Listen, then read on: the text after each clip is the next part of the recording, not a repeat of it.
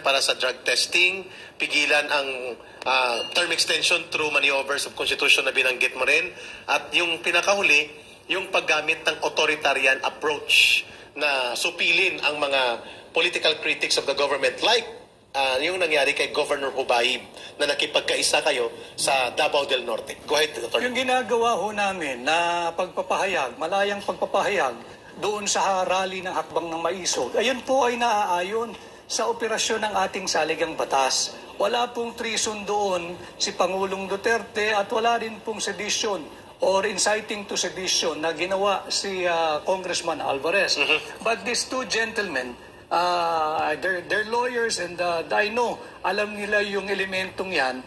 I cannot wait for that day to happen na mag-imbestiga yung sinasabing panukalang mag-imbestiga ang Kongreso kung treasonous daw ba yung ginawa o ginagawa ni Pangulong Duterte. Yes. Ladies and gentlemen, treason is a war crime. Yes. Unless and until there is a war, you cannot commit treason. So dapat may digma ang umiiral. It's not an all-time offense. Oh.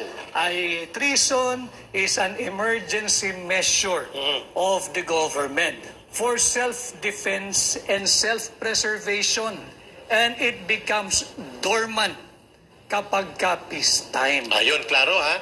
Hindi mo basta-basta gamitin ito at iakusa ang isang tao na walang umiiral na isang pagkakataon ng digmaan kung saan nagtataksil ka sa interes ng iyong bayan. Tama, ang dapat tingnan nung mga nagpapanukalang imbestigahan si Pangulong Duterte ay yung Article 1180, if I'm not mistaken, of the Revised Penal Code, yung inciting to war and giving motives to reprisals. Oh. Ang inciting to war, yung mga nagbibigay ng mga maanghang or belligerent rhetoric. At tila gusto tayo magkaroon ng isang armadong sigalot laban sa China. Ayun. Dahan-dahan, uulitin ko, maging marahan, maging diplomatiko. Sapagkat, hindi ninyo inisip ang kapakanan ng ating mga kababayan. Higit pa yung mga OFWs. Lalo na, tama. Sa Macau, sa Hong Kong, at sa mainland China. Sama nyo na yung nasa Taiwan. Yes. Ilang libo ho yan na magugutom, ilang libo ho yung pamilyang nakaasa dyan. Exactly. Kung hindi po nyo titigilan yung inyong wala sa lugar na pagmamatapang. At hindi po treasonous yung panawagan that we do not want war. We want peace. That's why we appeal to the government, to President Marcos, to continue with your much pronounced policy when we were campaigning that you will continue your policy of engagement. Makikipag-usap tayo kay China. Tama. Habang tayo'y bumubuo ng mga importanteng alyansa sa mga kapitbahay natin sa rehiyon, pati na sa Estados Unidos. But war is not an option. Agree. War is obscene and it is not among the recognized foreign policy provided by our Constitution. Well said, Dr. Vic. War can never be a policy for a government na tama ang pag-iisip at nagkakaroon ng mabuting pagtugon at pagkalinga sa pangangailangan ng kanyang mamamayan na manatili ang kapayapaan at kapanatagan ng buong bayan. Tunghayan natin ito, ang isang pahayag, Attorney Vic, at you may also comment on this.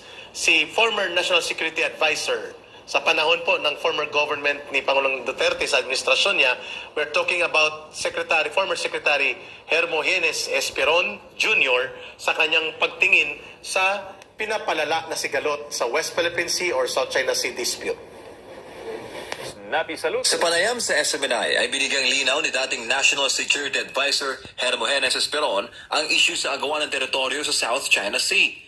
Saad niya, hindi lamang China ang may claim sa mga isla nasa loob na Exclusive Economic Zone o EEZ ng Pilipinas. Nariyan din kasi ang Vietnam, Taiwan, Malaysia at Brunei. Correct. Pero hindi pala ang China kundi Vietnam ang may pinakamaraming isla o bahura na pinosisyonan.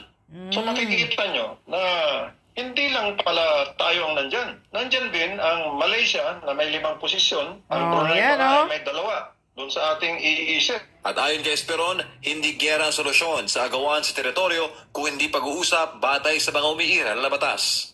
na ang sinasabi naman, kung may territorial claims sa loob ng EEZ, ay kailangan pag-usapan yan either through the International Court of Justice or through bilateral talks. Kasi ang UNCLOS ay hindi nag-rule tungkol sa territory o territorial or sovereignty. At ngayong mas matindi ang positioning ng Amerika sa Pilipinas sa Marcos Jr. administration, umaasa si Esperon na hindi ito hahantong sa gyera. Dahil hindi ito ang pulisiya na pinairan nila sa Duterte administration, kaya hindi lumala ang tensyon sa nakalipas na 6 na taon sa mga pinagagawang teritoryo. Hindi ito simple. Ang akin lang, sana ay huwag magkagulo dyan. Ang akin sana ay lalo nating patibayin ang ating mga pwesto sa siyam na posisyon na tulad ng ginagawa ng Vietnam at ng China. Kung hindi man natin kaya yan, ay maghintay tayo ng konti dahil tayo naman ay kulang pa sa kaukulang military power. Alalahan. Correct. Attorney Vic, malinaw ang binabanggit ni former National Security Advisor and isa sa mga nirespeto na cabinet secretaries ni Pangulong Rodrigo Duterte Jr. Hermogenes Esperon Jr.